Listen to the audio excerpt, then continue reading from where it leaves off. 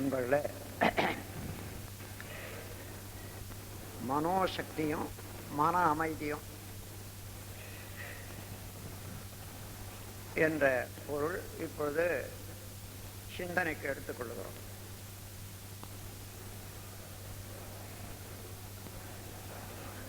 மனம் என்பதை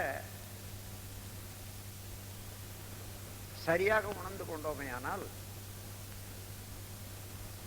அப்பொழுதுதான் அதனுடைய ஆற்றல்,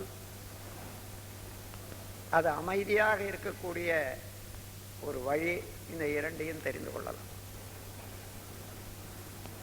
ஆங்கிலத்தில் சுருக்கமாக நான் சொல்வதுண்டு, other end of your mind is almighty the god என்று.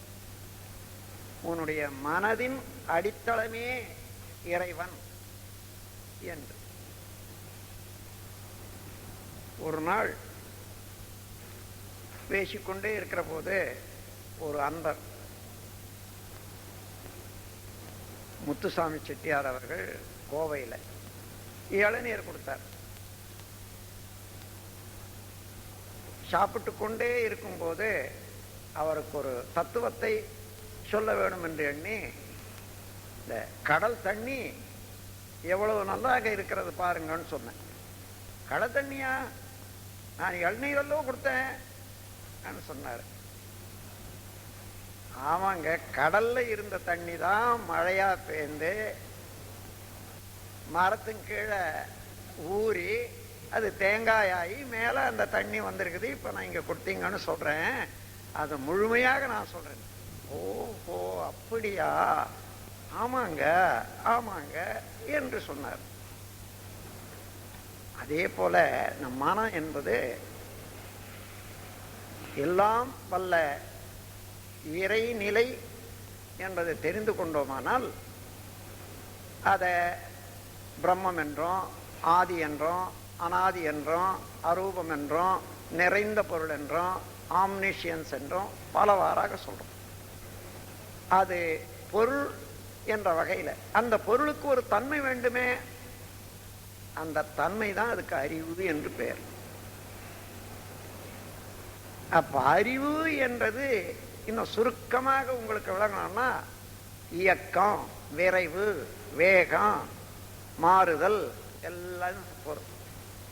இருப்பு என்று வைத்துக் கொண்டீங்கன்னா அதுதான் சிவம், பூரணம், பிரம்மம், சுத்தவெளி. அதுல இயக்கம் என்பது உள்ளடங்கி இருக்கிறது, அதான் அதனுடைய தன்மை. அது தனித்து இயங்குற போது அதுதான் அணு. இப்ப பரமாணு என்பதுல பிரம்மமும் இருக்கிறது, அதனுடைய தன்மையும் வெளிப்படுகிறது. எப்படி? பூரணமாக இருந்ததுல டோட்டல் கான்சியஸ்னஸ் சொல்றோம். இப்ப துண்டுபட்ட இடையில பின்னம்னு சொல்றோம். பின்னம் என்றால ஒரு பிராக்ஷன், ஒரு துண்டுபட்டது. அந்த முறையில ஆரம்பித்த அறிவானது அணுக்கள் என்ற முறையிலே இயங்கி அந்த இயக்கத்தினாலேயே தான் அடைந்த தன்மை வேறுபாடுகளுக்கு ஏற்ப பல்வேறு பொருட்களில் சேர்ந்து இணைந்து கடைசியாக உயிர்களில் இணைந்து ஓரறிவு முதல் கொண்டு ஐயறிவு வரையில பன்னெடுங்காலம் அந்த தன்மையெல்லாம் அதிகரித்து கொண்டு இப்ப மனிதனாக இருக்கிறோம். இந்த மனிதன்ல அதே அறிவு இருக்கிறது. இங்க புலன்கள் மூலமாக இயங்கும் போது புலன்கள் ஆற்றல் எல்லை கட்டியதல்லவா. கண்ணால பார்த்தோமானா ஏதோ ஒரு சில மைல் தூரம் பார்க்கிறோம். காதால கேட்கறதுக்கு கூட ஒரு சில மைல் தூரத்துல அல்லது பரலாங்க அங்க இருந்தாதான் கேட்குது. அதே போல நாவலை வச்சவர்தான் சுவைக்கிறோம். இப்படி ஒவ்வொன்றும் எல்லை கட்டி உணர்கிறோம். இந்த எல்லை கட்டி உணரக்கூடிய அறிவு எல்லையற்று போனா அதாவது புலன்கள் தொடர்பற்று நிற்கிற போது முதல்ல நுண்ணிய பொருளை உணரத்தக்க ஆற்றலாக மாறும். ஏன்னா புலன்கள் மூலமாக பெரும் பெரும் பொருட்களைத்தான் நாம் உணர்றோம். தொட்டாலும் பார்த்தாலும் கேட்டாலும் பெரிய பெரிய பொருட்களை தான் உணர்றோம். புலன்களை கடந்து நின்றால் நுண்ணிய பொருளாக உள்ள புலன்களால பார்த்த எல்லா பொருட்களும் அடிப்படையாக எதனால் அமைஞ்சதோ அதுதான் பரமாணு விண் என்று சொல்றோம். அதனாலதான் எல்லாம் அமைந்தது. அதே பரமாணு என்ற நிலையிலையும் அமைப்பு,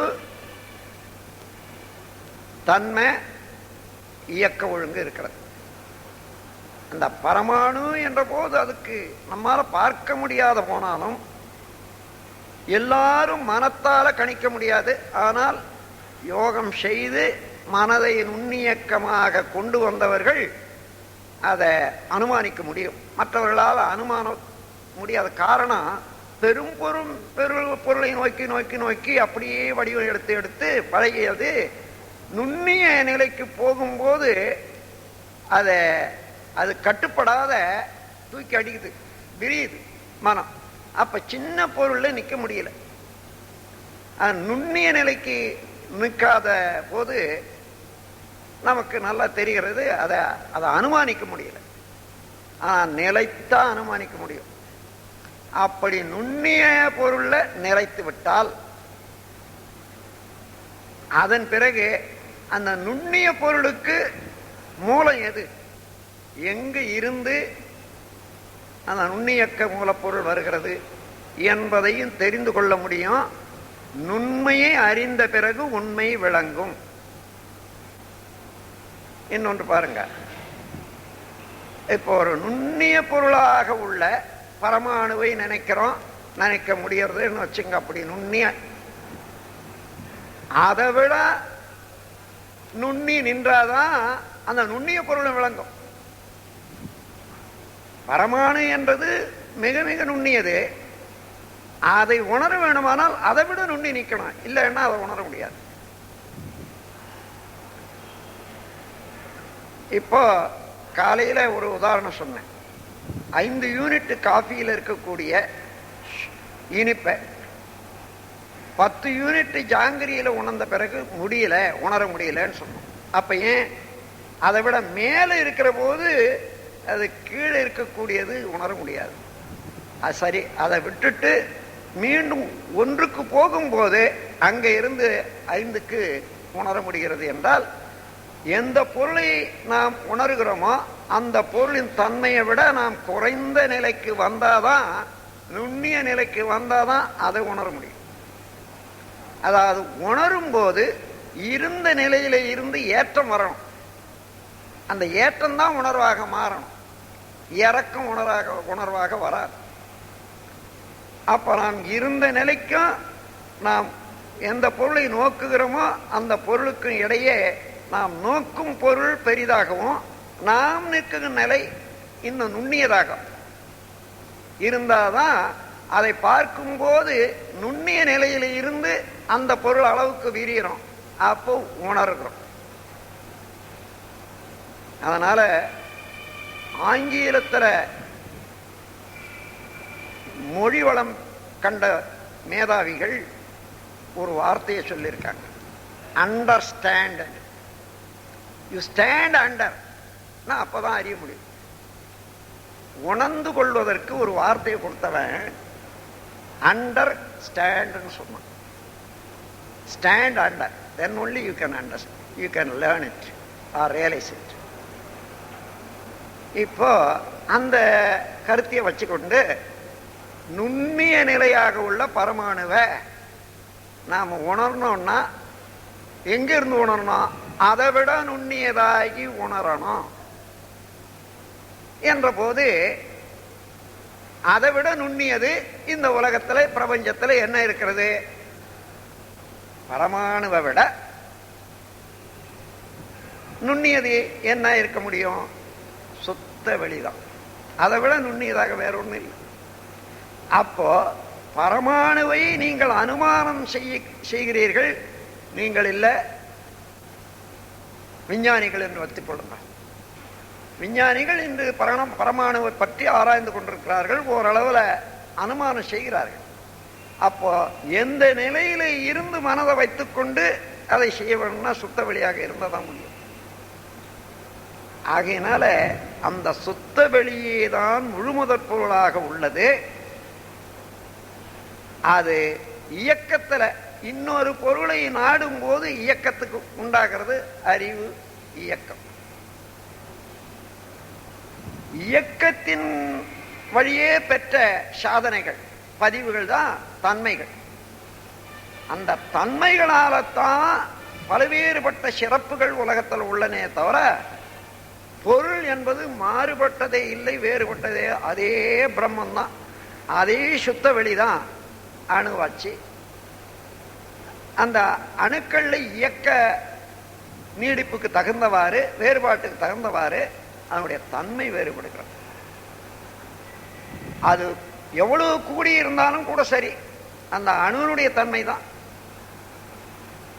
இதை பார்க்கிற போது நமது வள்ளுவ பெருமான் எந்த அளவில் ஊன்றி அந்த தத்துவத்தை அறிந்திருக்கிறார்கள் என்று பாருங்கள்.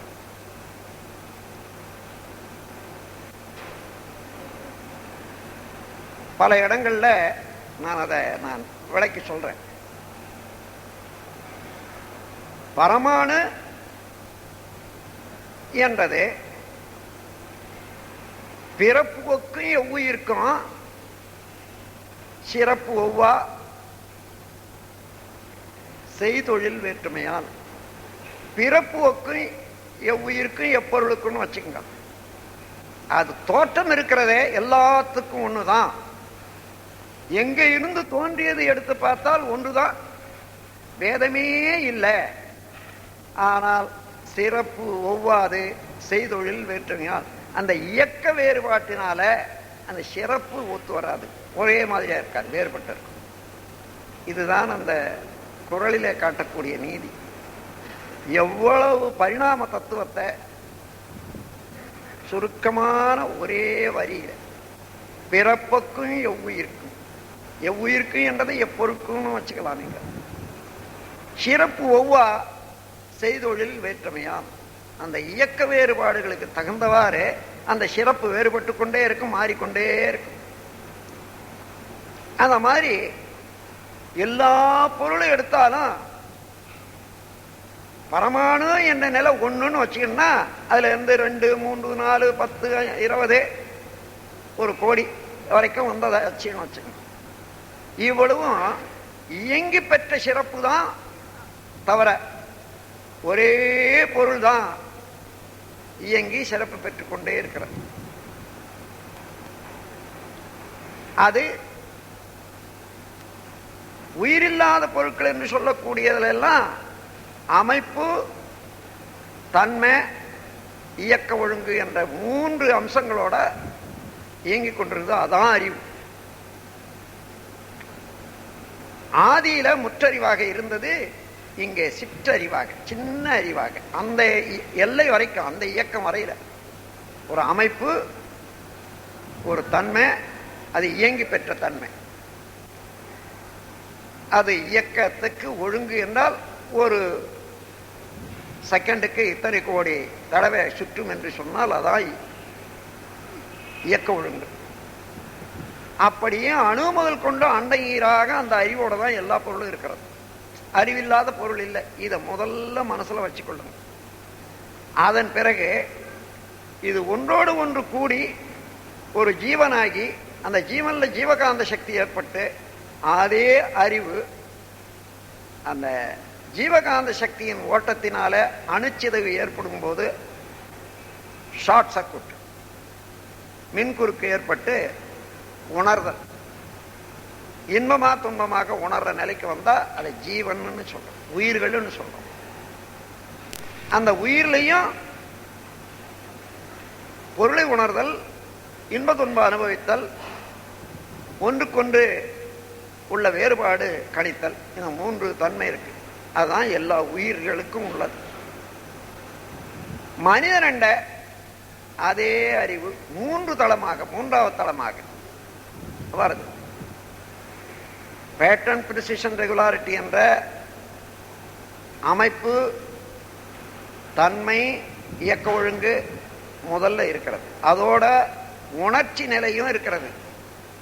பொருள் உணர்தல், இன்ப துன்ப அனுபவித்தல், வேறுபாட்டை கணித்தல், அதுவும் இருக்கிறது. 2வது தளமும் வந்தாச்சு. 3வது தளம் தான் இப்ப 6வது அறிவு. அது என்ன? அறிவையே அறிந்து கொள்வது, மனமாக இயங்குவது. அதுவே தான் மனமாக இயங்கியதெல்லாம் பதிவாக பெற்று உயிர் சக்தியில தன்மையாக இருப்பு வச்சிருக்குது. அது ஆங்கிலத்தில் சப்கான்சியஸ் மைண்டுன்னு சொல்லுவாங்க. இது அடி மனம்னு சொல்றோம். அதான் உயிர். இங்கே மனம், இங்கே உயிர். இங்கே மனம், இங்கே அறிவு. இதே அறிவு அதற்கு மூல நோக்கி எல்லாம் வல்ல இறைநிலையை உணர்ந்து கொள்ளும் போது பிரம்மமாக மாறுகிறது. அதுவே தான் பிரம்மம். ஐயப்படாது அகத்தது உணர்வானை தெய்வத்தோடு ஒப்பக்கொள்ளல் கருத்தை எடுத்துக்கொள்ளுங்க. சந்தேகமின்றி அகத்தது உணர்வானை, அகம் என்றால் உயிர், உயிருக்கு உட்பொருளாக உள்ள பிரம்மத்தை, தெய்வநிலை உணர்ந்து கொள்பவனை, என்ன அவனே தெய்வம் தான். அவனை தெய்வத்தோடு ஒப்பக்கொள்ளல்னா தெய்வம் அறிந்தான், அதுவான். தெய்வம் அறிந்த போது இவனை அறிந்தான், இவனே அவனாக இருப்பதை கண்டுவிட்டான் என்றால் அவனே தெய்வம் தான் என்றதை ஒப்புக்கொள்ள வேண்டியதா இருக்கு. இப்ப பாருங்க, நாம மனோ சக்தி என்றால் என்ன? இங்கே மனம், இங்கே முனை மனம், அங்கே அடிமனம், உயிர் அல்லது அறிவு. அப்ப அறிவு என்பது மனத்தால அறிந்த எல்லா அனுபவங்களையும் பதிவுகளையும் கொண்ட ஒரு ஸ்டோர் ஹவுஸ். அதான் அறிவு. எ கலெக்டிவ் எக்ஸ்பீரியன்சஸ். அதன் பிறகு அதற்கு முன்னே தோற்றுவாயாக இருந்த நிலையில தன்னுடைய மூலத்தை உணர்ற போது தெய்வம். அப்ப தெய்வம், அறிவு, மனம், இந்த 3 நிலையிலே இயங்கிக் கொண்டு இருப்பது அறிவுதான், மனம்தான். இங்க எல்லை கட்டியதனால சிறுத்து போச்சு மனம், குறுகி போச்சு, வலுவிழந்து விட்டது.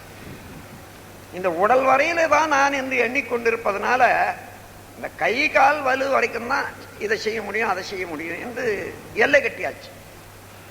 இந்த உடலை கலந்து உயிருக்கு போனா இது எங்கேயோ இருந்து இத்தனை காலம் பரிணாமத்தால வந்திருக்கக்கூடிய அறிவை வைத்துக்கொண்டு அதிலேயே நுணுகி நின்றால் இந்த பிரபஞ்சத்தில் உள்ள எல்லா அணுக்களோடு தொடர்பு கொள்ளக்கூடிய ஆற்றல் இந்த அறிவுக்கு வந்துவிடும்.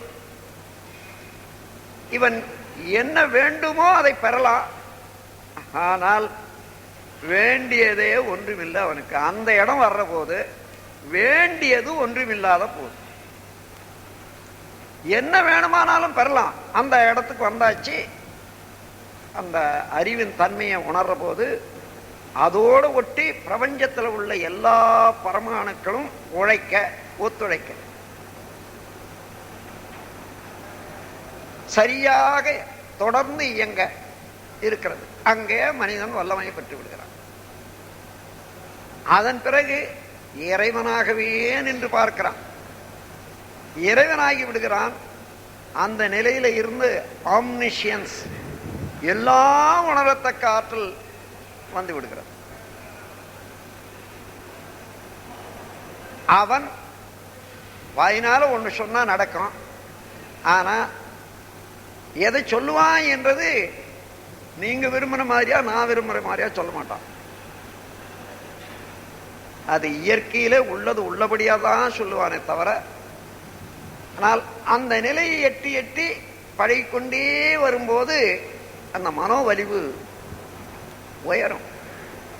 ஏதாவது நினைத்தால் நடக்கும், நினைத்தால் நடக்கும் என்று சொன்னா நடப்பதை நினைக்கணும்.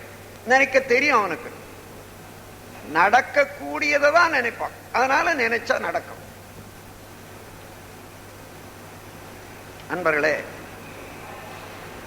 உங்களுடைய மனோசக்தி விருத்தி செய்து கொள்ள வேண்டுமா? உங்க மனதுல ஆசை இருப்பு கட்டாத வச்சுக்குங்க. சினம் அல்லது உணர்ச்சி வயப்பட்ட நிலை எழாத பார்த்துக்குங்க. அப்ப என்னன்னா மனிதன் தெய்வமாகவே இருக்கிறான். இப்போ தன்முனைப்பில் இருந்து வரக்கூடிய ஒரு களங்கம் பழிச்செயல் பதிவு. அந்த பழிச்செயல் பதிவுக்கு காரணம் என்ன? பேராசை, சினம், கடும்பற்று, முறையற்ற பால் கவர்ச்சி, உயர்தாழ் மனப்பான்மை, வஞ்சம். இந்த 6 குணங்களுமே இல்லாமல் ஆக்கிக் கொள்றோம்னு வச்சுங்க விழிப்பு நிலையில. அப்போ மனிதனுடைய மனத்தினுடைய வல்லமை என்ன இருக்கும்? நினைச்சதுதான் நடக்கும், நடக்கிறதா நினைப்போம். வேறுபாடே இருக்காது. இன்னைக்கு நான் நினைக்கிறேன் நடக்குது. எப்படி? சிலது 10 ஆண்டு பொறுத்து நடக்குது, சிலது 5 ஆண்டு பொறுத்து நடக்குது. அது ஏன் என்று எண்ணி பார்த்தா, இன்னைக்கு நான் எதை நினைக்கிறனோ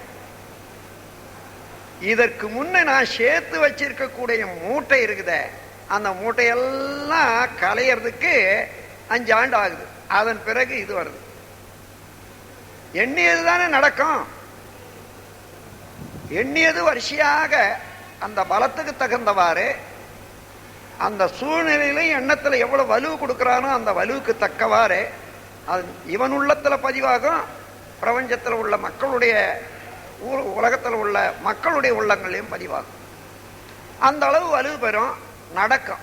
ஆனால் இதை விட அதிகமாக ஒரு ஆசையோட பதிவோட நேற்று இன்னொன்னு நினைச்சு வச்சனே, அது நடைபெறுவதற்கு 3 ஆண்டுகள் பிடிக்கும்னு சொன்னா, இன்னைக்கு நினைக்கிறது 3 ஆண்டு பொறுத்த பிறகுதான் வரும்.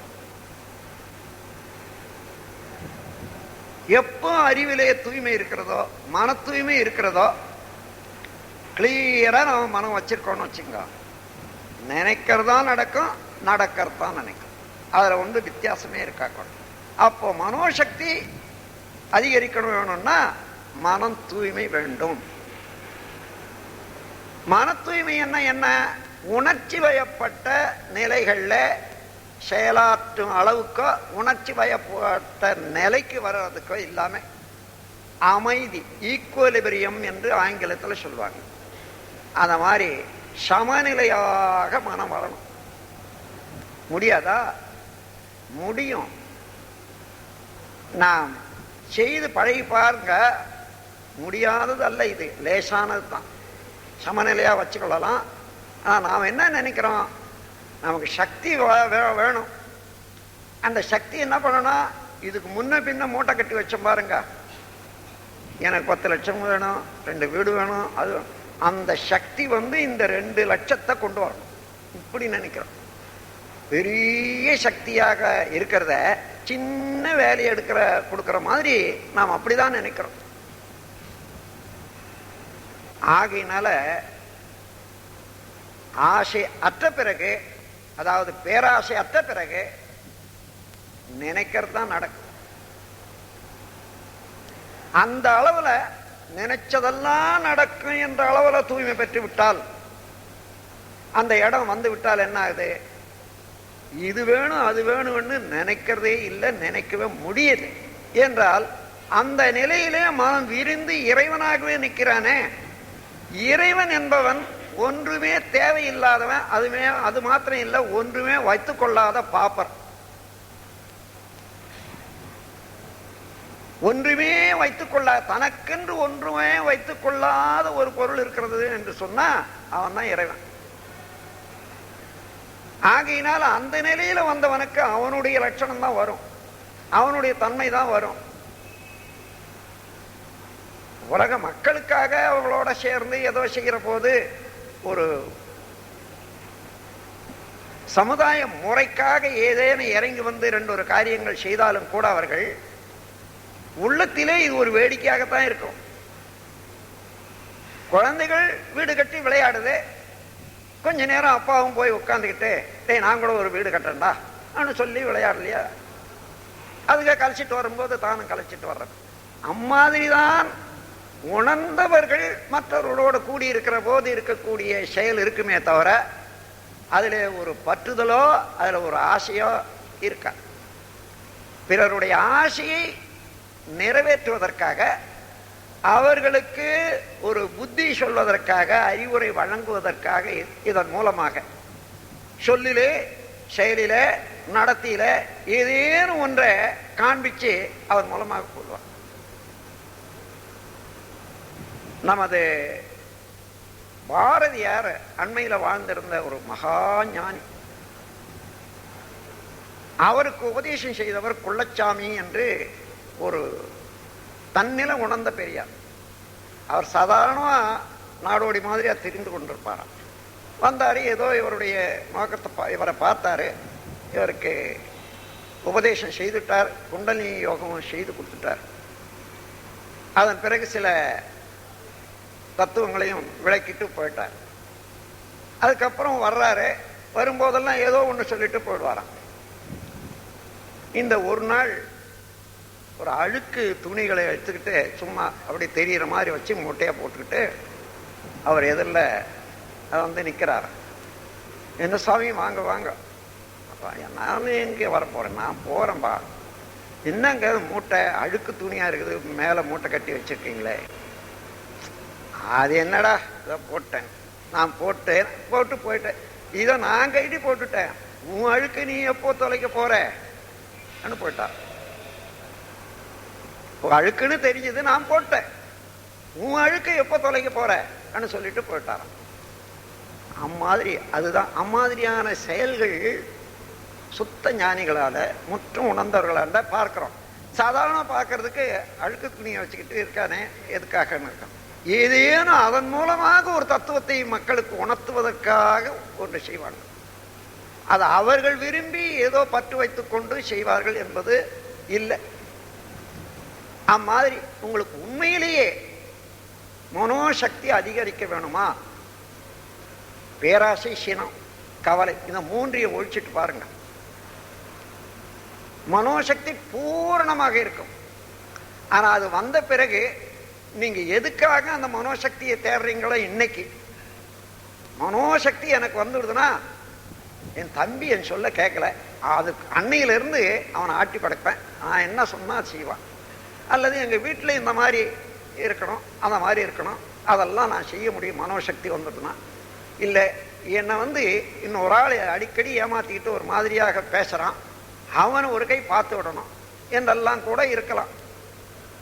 ஆனா மனோசக்தி வந்து விட்ட பிறகு அவன்கிட்ட குற்றமே இல்லையே, அவன் வந்த வழி அது, இந்த இடத்துல நிக்கிறான், அவன் பேர்ல குற்றமே இல்லை, அவனை திருத்த வேண்டியது நான் ஒன்னும் திருத்த வேண்டியதில்லை, அவனா திருந்தி வரட்டும் என்றதுதான் வருமே தவிர, எதற்காக அதை பெற வேண்டும்னு நினைச்சோமோ அது வந்துவிட்ட பிறகு, அறிவு வந்துவிட்ட பிறகு, அந்த வெளிச்சத்துல உண்மை உணர்ற போது குற்றவாளி பாவி என்று யாரும் இல்லை உலகிலே, குறைகளுக்கு காரணமோ பழைய சமுதாயம், அந்த மாதிரியான உணர்வு வந்துவிடும். குற்றமே இல்லாத பார்வை மனிதனுக்கு வந்துவிடும். அப்ப திருத்துறது எங்க? திருத்த வேண்டியதே இல்லை, அவனுக்குள்ளாகவே அறிவு என்ற நிலையிலே எல்லாம் இந்த இறைவன் உள்ள இருக்கிறான். காலத்தோடு உணர்த்தி திருத்தி கொண்டே வர்றான், திருத்தி விடுவான். என்னை திருத்துற மாதிரி அவனை திருத்தி விடுவான்ற அளவில் இவன் தெளிந்து கொள்வான். அந்த மாதிரியான சக்தி, மனோசக்தி ஒவ்வொருவருக்கும் இருக்கிறது. அதை சின்ன பொருளாக ஆக்கி கொண்டிருக்கிறோம். பேராசை, சினம், கடும்பற்று, முறையற்ற பால் கவர்ச்சி, உயர்தாழ் மனப்பான்மை, வஞ்சம் என்ற 6 குணங்களால, 6 குணங்களை எடுத்து விட்டா இந்த 6 குணங்கள் வாயிலாக செய்த செயல் பதிவுகளையும் இனிமே ஊக்குவிப்பது இல்லை. நிறை மனமாக இருப்பேன், அமைதியோடு அதாவது பொறுமையோடு இருப்பேன், ஈகையாக இருப்பேன், கற்பு நெறியோடு இருப்பேன், சமநேர் நிறைய உணர்வோடு எல்லோரோடும் பழகி கொள்ளுவேன், மன்னிப்பு யார் பேர்லையும் குற்றம் இல்லை, மன்னித்து விடுவேன் என்ற 6 குணங்களும் 6 நல்ல குணங்களாக மாறிவிடும். அதுதான் மன தூய்மை.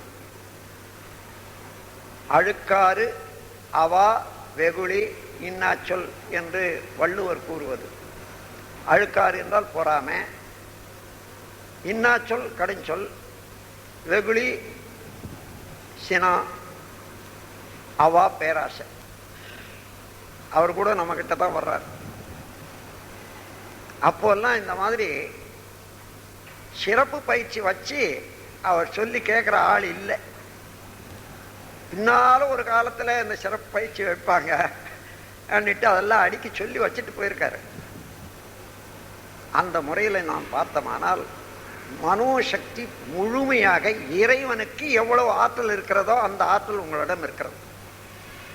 கொஞ்சம் கூட குறைபடாத ஆற்றல் இருக்கிறது. அந்த ஆற்றலுக்கு பேர் ஆல்மைட்டி, ஆம்னிஷியன்ஸ், ஆம்னி பிரசன்ஸ். இன்னும் இதுதான் 3 தன்மைகள். எல்லாம் வல்ல இறைவனாக, எல்லாம் உணரத்தக்க அறிவனாக, எங்கு நிறைந்த பேருடையவனாக இருப்பவன் எவனோ அவனேதான் உங்கள் உள்ளத்திலே அறிவாக இருக்கிறான். அவனை தவிர வேற ஒன்றுமே இல்லை. ஆக சிறுக சிறுக சிறுக அவன் நிலை அடைய அடைய அந்த அளவுக்கு சக்தியும் உயர்ந்து கொண்டே வரும். தன்முனைப்பு, பழிச்செயல் பதிவுகள், மயக்கம் என்ற 3 இருந்து எவ்வளவுக்கு விடுபடுறோமோ அந்த அளவுக்கு மனோசக்தி அதிகமாக மாறும். அதனாலதான் இதெல்லாம் விட்டவர்கள் பெரியவர்கள் அவர்களை வருத்தப்படக்கூடாது, வருத்தம் கொடுக்கக்கூடாது என்று கூட சொல்வார்கள். ஏனென்றால் அவர்கள் வருந்தி சாபமே கொடுக்க மாட்டாங்கன்னு வச்சுங்க. ஆனா முள்ளு குத்தனா வலி எடுக்குமே இல்லையோ, அந்த வலி எடுக்கிற போது இருக்கக்கூடிய அலை யாரு குத்தனானோ அவனால போய் தாக்கிதான் ஆகும். அதனால தானாகவே அவன் அந்த பாவத்தை ஏற்றுக்கொள்றான். அவர்கள் ஒன்றும் சபிக்க வேண்டியதில்லை. ஆகவே இந்த மனோசக்தி என்பதை சரியாக உணர்ந்து கொண்டால், ஏதோ ஒரு பொம்மையை வச்சுட்டு மந்திரத்தை சொல்லி அவன் பேரை சொல்லி முள்ளை குத்தி வலியை ஏற்படுத்தக்கூடிய அளவுக்கு சிறு உணர்வில் மனோசக்தியை விருத்தி செய்யணும்னுட்டு போறாங்க இல்லையா? இப்போ அது என்ன ஆகுது கட்சியில்? அப்படியே ஒரு கொடுத்து யாரையும் கொல்ல, குடும்பமோ நண்பரோ நல்லா இருப்பாங்களா? இல்லை. காரணம் என்ன? இவன் யாருக்காக செய்யறானோ அவனுக்கு வினையினுடைய அழுத்தம் நல்ல வினையா செய்தவனாக இருக்குமாயானால் இவன் இந்த மந்திரம் செய்து பாவம் வைக்கிற போது அவனை நினைக்கிறான் பாருங்க, அவன் வரமாட்டான் இவன் எண்ணத்துக்கு. அதுக்கு பதிலாக என்ன இன்னைக்கு என்னமோ இவ்வளவு நேரம் ஆச்சு இன்னும் நம்ம ஐயா வீட்டில் வரவே இல்லையேன்னுட்டு மனைவி அவரை நினைப்பாங்க. இவர் முள்ள குத்தும் போது அந்த அம்மா தான் வருவாங்க. அன்னையிலிருந்து அவங்க விழுந்துருவாங்க. அதே போல குழந்தையோ நண்பர்களோ இந்த விச்கிராஃப்ட் என்ற அளவில் அது கீழ்த்தரமாக இந்த மனோசக்தியை உபயோகிக்கிற போது அது எப்படி பழி வாங்குதுன்னு பாருங்க. எல்லாம் அழிந்து விடும். இவன் உடலையும் பாதிக்கும் இவைகளெல்லாம். அதனால மனோசக்தியை ஆக்கத்துறையில செலவு. ஆக்கத்துறையிலே நான் வாழணும்னு நினைக்கிற போதே மனோசக்தி அதிகரிக்கும். பிறருக்காகத்தான் நாம் வாழணும். ஏன்னா பிறராலே வாழறோம், நம்மால வாழல. ஒவ்வொருவரும் எத்தனையோ கோடி மக்கள் சேர்ந்து உற்பத்தி செய்யக்கூடிய பொருட்களை எல்லாம் உண்டுதான் நாம் வாழறோம். அப்ப அவர்களுக்கு இதம், அதாவது கடமை செய்வதற்கே வாழணும். அந்த எண்ணத்துலதான் உண்மையிலேயே நாம் அப்படிதான் வாழ்ந்து கொண்டிருக்கோம். புரிஞ்சு கொள்ளல, அவ்வளவுதான். பிறந்த போது ஒன்றும் கொண்டு வரல, போற போதும் ஒன்றும் கொண்டு போக போறதில்லை. இருக்கிற போது எத்தனை கோடி இருந்தாலும் கூட சரி, ஜீரணிக்கிற அளவுக்கு மேல உணவு உண்ண முடியாது, சுமக்கிற அளவுக்கு மேல துணி போட முடியாது, நின்னா கால் அளவு, படுத்தா உடல் அளவு, இதற்கு மேல பூமியை உபயோகிக்கப்படுத்த முடியாது. 250 ஏக்கர் இருக்கட்டும். எந்த பொருள் இவனுக்கு தேவை இருந்தாலும் பிறராண்டது தான் வருது. இவன் உற்பத்தி செய்யக்கூடிய பொருள் எல்லாம் சமுதாயத்தை தான் போகுது. பிறக்கிற குழந்தைகள் உட்பட, நம்ம வீட்டில் ஒரு பெண்ணு பிறந்ததுன்னா அந்த பெண்ணும் இன்னொரு அடுத்த வீட்டுக்கு போய் வாழத்தான் போகுது. நம்ம பிள்ளைக்கு ஒரு பெண்ணு வேணும்னா வெளியில இருந்து தான் வருது. எல்லாமே பொதுவாகத்தான் இருக்கு. என்ன மிச்சம்? நாம் செய்த வினைத்தான் தொடர்கிறதே தவிர வேற ஒன்றுமே. அப்போ நம்முடைய சொத்து, நம்முடைய வினைதான் நம்முடைய சொத்து என்ற உண்மைக்கு வந்து விட்டால் அங்கேயே மனம் ஒரு பேராற்றல் பெற்ற ஒரு வலுவுடையதாக மாறிவிட்டது. வினையின் காரணமாகத்தான் நாம் வாழ்ந்து வரோம், இனிமேல் நல்வினையின் மூலமாகத்தான் நான் மீள வேண்டும் என்று சொல்லி அந்த உண்மை தெரிந்து விட்டால் வினைதான் தொடர்கிறது, மற்றது தொடர்றதில்லை. என்ன உண்மையான துறவு வந்து விட்டது அல்லவா, மற்றதெல்லாம் ஒன்றும் சொந்தம் இல்லை என்ற போது உண்மையான துறவு அதுதானே இருக்க முடியும். இருக்கிற வரையும் நல்வினைக்காக பொருள், மிச்ச பொருள் அழிக்க வேண்டாம். பொருள் இருந்தாதான் வாழ முடியும். ஆனால் மிகுதியாக பொருளை நிர்வாகம் செய்யக்கூடிய முறை, பலருக்கு நன்மையான முறையில நிர்வாகம் செய்யணும். அப்படி நிர்வாகம் செய்வது, பிறருக்கு நன்மை செய்வது நல்ல பதிவுகளையே ஏற்படுத்தி கொண்டு போகும். பிறரண்ட இருந்து பறிக்காத இருப்போமேயானால் ஒருவருடைய பாவமும் நம்மோட சேரவே சேராது. என்ன யுஎஸ்ஏவில் ஒரு சமயம் எனக்கு வயிற்றில் ஒரு ரணம் ஏற்பட்டு தொந்தரவு வரும். அப்போ சில அம்மையார்கள் ரொம்ப வற்புறுத்தி கேட்டாங்க, சுவாமிஜி இவ்வளவு தூய்மையான முறையில் நீங்கள் உணவு அல்லது ஒழுக்க பழக்கம் எல்லாம் வரீங்க, உங்களுக்கும் ஏன் இது வரணும்? நான் கொள்ளக்கூடிய உணவு அழிச்சவங்களெல்லாம் அந்த தூய்மையாக இருக்க முடியாதம்மா. இப்போ யார் யார் எந்தெந்த வினையை ஏற்றுக்கொண்டாங்களோ அவங்களெல்லாம் செய்யக்கூடிய உணவை நான் சாப்பிட்ற போது அவங்களோட பங்கு எடுத்துக்க வேண்டியதுதானே. தானே உற்பத்தி செய்து சாப்பிட முடியறதில்லை, அதுக்காக சாப்பிடாத இருக்கவும் முடியறதில்லை. அதனால சமுதாய வினை என்றது ஒவ்வொருவருக்கும் தொடரத்தான் தொடரும். அந்த மாதிரி வினை தொடர்தான் இந்த மனிதனை தன்மையை உருவாக்குறது, ஆட்டி வைக்கிறது என்ற உண்மையை தெரிந்து கொண்டமையானால் மனோசக்தி அங்கதான் எல்லையற்ற மனோசக்தி உண்டாகும். அந்த மனோசக்தி அந்த அளவு வந்துவிட்டா மீண்டும் இந்த உலகத்தை பார்க்கிறோம், எல்லாமே சரியாதான் நடக்குது. துன்பம் உண்டாகுது, ஏன் உண்டாகுதுன்னு பார்க்கிற போது செய்ய தெரியாத தவறுகளையே செய்யறான். அவனுக்கு புத்தி சொல்லணும்னு சொன்னா வாயினால சொன்னா கேட்க மாட்டான். அவனுக்கு துன்பத்தை ஊட்டி அந்த துன்பத்தில இருந்து அவனை மீட்கணும் என்பது இயற்கையினுடைய சட்டம் இருக்கிறது. ஆகையினால அப்பா அதிகமா சாப்பிடாத, அதிகமா சாப்பிடாதன்னு சொன்னா கேட்க மாட்டான். சாப்பிட்டுட்டு 2 நாளைக்கு வயிற்று வலி வந்ததுன்னா ஐயோ என்ன பண்றதுன்னு டாக்டர் போனா, அப்பா நீ உணவை குறைச்சிக்கப்பா. அவரே சொல்லக்கூட வேண்டியதில்லை, இல்லைங்க நானே 3 நாளா சாப்பிடலைங்கண்ணா.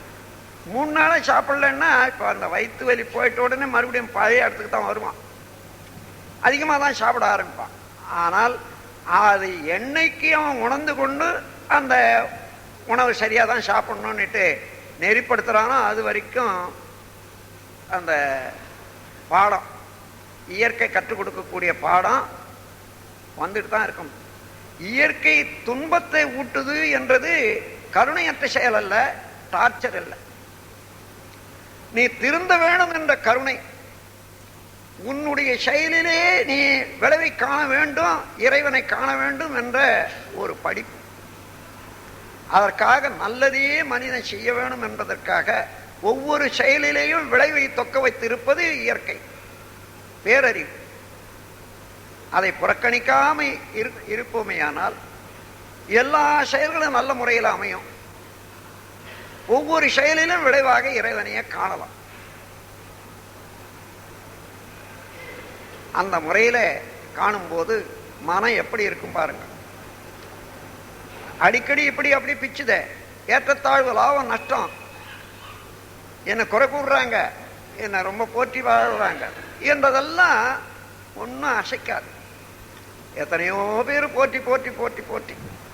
ஒரு நாள் இந்த டெல்லியில நான் வந்து கொண்டே இருக்கேன். இந்த டூம்ஸ்ன்னு சொல்றாங்க பாருங்க, ஆளுங்களை புதைச்சி அதுக்கு ஒரு மேல ஒரு இதை கட்டுறாங்களே, அந்த டூம்ஸ் எல்லாம் டெல்லியில தான் அதிகம். எல்லா பட்டணங்களை விட உலகத்துல அடிக்கடி பார்க்கலாம். ஆயிரக்கணக்கில் அந்த டூம்ஸ் இருக்கு, பெரிய பெரிய கட்டடங்கள்.